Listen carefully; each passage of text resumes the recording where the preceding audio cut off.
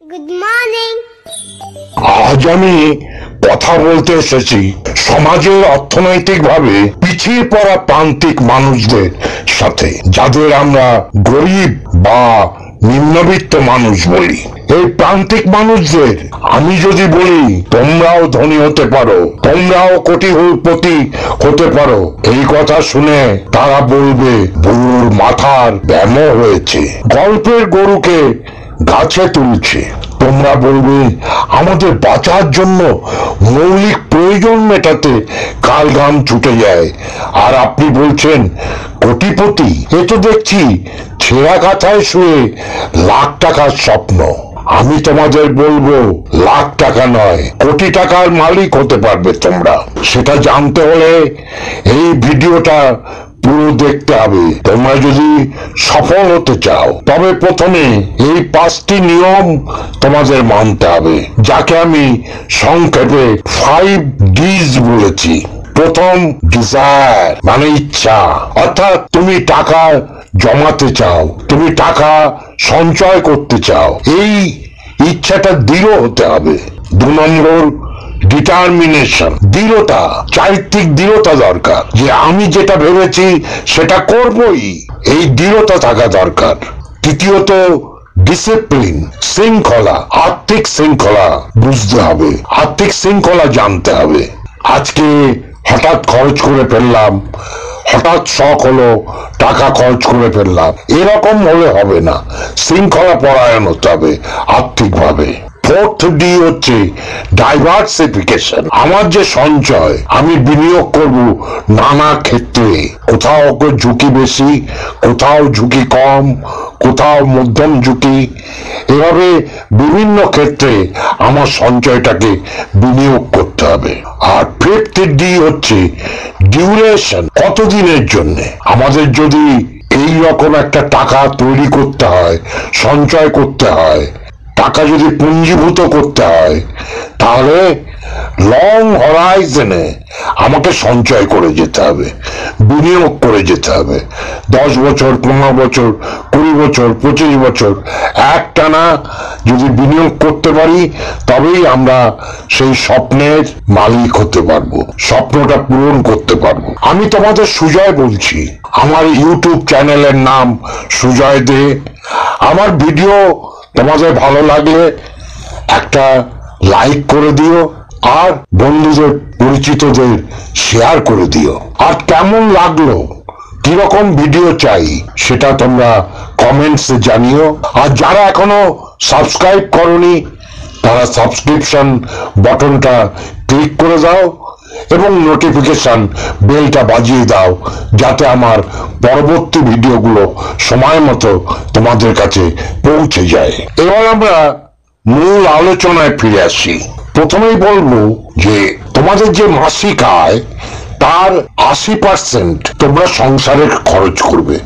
তোমাদের সংসারের প্রয়োজনীয় খরচ এবং শখ আহ্লাদের জন্য 80% টাকা থাকবে, বাকি 20% টাকা অবশ্যই সঞ্চয় করতে হবে। মাসের প্রথমেই মোট আয়ের 20% টাকা সরিয়ে রাখতে হবে।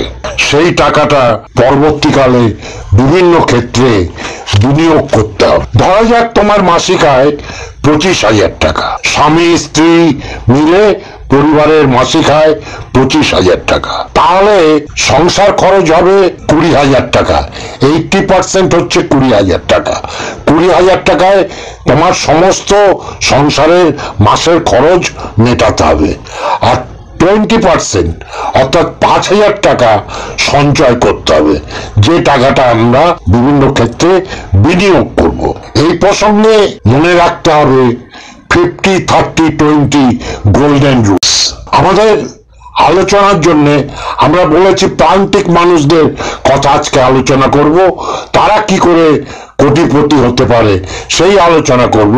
সেই জন্য আমরা ধরে নিচ্ছি যে যে ব্যক্তির স্বামী স্ত্রী পরিবারের সকলের আয় মাসে 25,000 টাকা, এরকম মানুষদের কথাই আজকে আমি বলছি।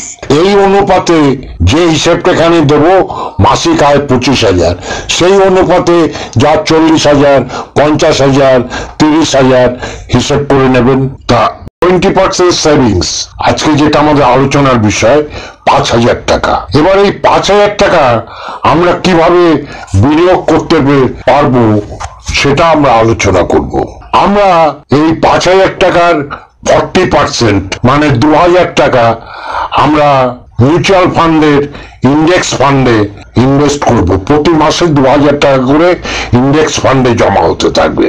5,000-এর 30% আমরা large, mid, flexi cap mutual ফান্ডে জমা করব। অর্থাৎ 1,500 টাকা করে আমরা মাসে লার্জ, মিড, ফ্লেক্সি ক্যাপে মিউচুয়াল ফান্ডে জমা করব। আর স্মল ক্যাপে যেহেতু ঝুঁকি বেশি, সেখানে মাত্র 10% 500 টাকা স্মল ক্যাপের কোন ফান্ডে 500 টাকা আমরা সঞ্চয় করব।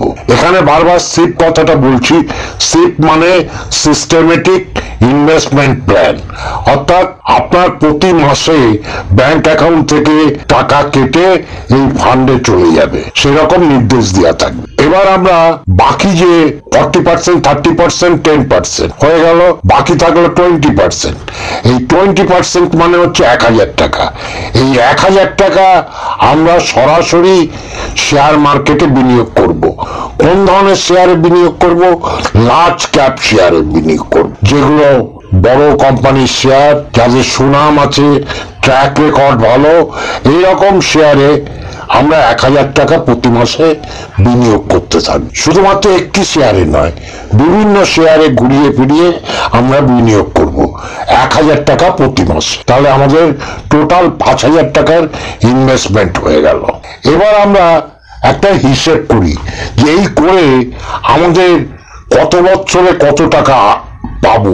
ধরে নেওয়া যাক এই সমস্ত ইনভেস্টমেন্ট থেকে গড়ে আমার বাৎসরিক রিটার্ন হবে 14%, 14% রিটার্ন পাবো। এবং আপনার ইনভেস্টমেন্টের পরিমাণটা প্রতি বছর 10% করে বাড়াতে হবে। তার কারণ আপনাদের আয় প্রতি বছর ইনক্রিমেন্ট হবে, কি ব্যবসা বা অন্য স্বনিযুক্ত প্রকল্পে যে কাজ করেন সেখানে আয় বাড়বে, তাহলে মাত্র 10% করে প্রতি বছর বাড়াতে থাকবেন। ধরুন প্রথম বছর আমরা যেটা বললাম 5,000 টাকা, দ্বিতীয় বছর তার 10% বাড়ালে আপনার ইনভেস্টমেন্ট হবে 5,500 টাকা, তৃতীয় বছর আরো 550 টাকা বাড়ালে হবে 6,050 টাকা, তারপরের বছর আরো 605 টাকা বাড়ালে হবে 6,655 টাকা। এইভাবে প্রতি বছর আপনার যে বেসিক 5,000 টাকা ছিল তার উপর প্রতি বছর 10% করে বাড়িয়ে যেতে হবে। একে বলে স্টেপ আপ। এবার আমরা অঙ্কটায় আসি, যেটা শোনার জন্য আপনারা অধীর অপেক্ষায় রয়েছেন যে কি হবে, এই 5,000 টাকা এইভাবে সঞ্চয় করলে আমি কিভাবে কোটিপতি হব। মাত্র তো আমার পুঁজি 5,000 টাকা। দেখা যাক, প্রথম 10 বছরে আপনি ইনভেস্টমেন্ট করবেন ওই হিসেবে 5,000 টাকা এবং তার উপর স্টেপ আপ বছরে 10% হিসেবে আপনার ইনভেস্টমেন্ট হবে 9.56 লাখ। আর আপনার টোটাল রিটার্ন হবে ইনক্লুডিং ইনভেস্টমেন্ট 18.75 লক্ষ টাকা। নেক্সট 10 ইয়ার্সে আপনার ইনভেস্টমেন্ট হবে 34 লক্ষ টাকা। আপনার রিটার্ন, টোটাল রিটার্ন হবে 1,24 লক্ষ টাকা। এবং এই পিরিয়ডে আপনি নতুন ইনভেস্টমেন্ট করলেন মাত্র 24 লক্ষ টাকা, আর তার পরিবর্তে আপনি পেলেন 90 লক্ষ টাকা। নেক্সট 5 বছরে মানে 25 বছরতম বছরে আপনার টোটাল ইনভেস্টমেন্ট হবে 59 লাখ, আর আপনি রিটার্ন পাবেন 2,83 লক্ষ টাকা। মানে আপনি ফ্রেশ ইনভেস্টমেন্ট করবেন 25 লক্ষ টাকা, আর আপনার ইনক্রিমেন্টাল রিটার্ন হবে 1,59 লক্ষ টাকা। পরের 5 বছরে মানে 30 বছরের মাথায় আপনার টোটাল ইনভেস্টমেন্ট হবে 98 লক্ষ টাকা, আপনি পাবেন 6,25 লক্ষ টাকা। এই 5 বছরে আপনার ইনক্রিমেন্টাল ইনভেস্টমেন্ট মাত্র 39 লক্ষ টাকা, আর আপনার ইনক্রিমেন্টাল রিটার্ন হলো 3,42 লক্ষ টাকা। আপনি ভাবছেন কই প্রথম 10 বছরে তো কিছুই বুঝলাম না, 9 লক্ষ জমালাম, পেলাম মাত্র 18 লক্ষ, তারপরে কোটি কেমন করে হয়ে গেল?